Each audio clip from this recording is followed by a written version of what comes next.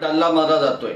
मुंबई महानगरपालिकेच्या तब्बल 74,427 कोटीचा अर्थसंकल्प जाहीर झाला। पण थांबा, महापालिकेत लोकप्रतिनिधी आहेत का? नाही। म्हणजे मुंबईकरांचा पैसा प्रशासकीय राजवटीच्या हाती आहे। एक हाती सत्ता, मनमानी खर्चाची परवानगी। मुंबईकरांना विचारायचा नाही, लोकप्रतिनिधी संधी द्यायची नाही आणि हजारो कोटीचा निधी वाटेल तसा खर्च करायचा। हा अर्थसंकल्प म्हणजे जनतेच्या डोळ्यात धूळफेक।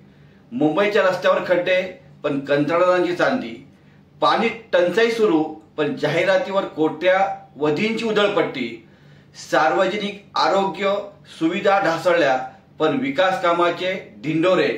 शिलकीचा हिशोब दाखवा नाहीतर हिशोब द्या। महापालिकेच्या तिजोरीत हजारो कोटीची शिल्लक आहे, मग नवे कर कशासाठी? हा पैसा मुंबईच्या विकासासाठी आहे की ईडी मनी टू इलेक्शन फंडसाठी, कंत्राटदार आणि दलाल यांच्यासाठी ओपन इन्स्टिट्यूशन? एकाच कंत्राटदाराला वारंवार फायदे कोणाच्या आशीर्वादाने? या अर्थसंकल्पाचा रिमोट कंट्रोल दिल्लीत बसलाय का? मुंबईकरांच्या पैशावर दिल्लीची सत्ता माजवणाऱ्यांचा हिशोब लागणारच। हे हजारो कोटी मुंबईकरांसाठी नाही, हे निवडणुकीच्या गणीसाठी आहेत। पण मुंबईकर मूर्ख नाहीत, हिशोब मागतील आणि लुटारूंना सत्तेतून हद्दपार करतील।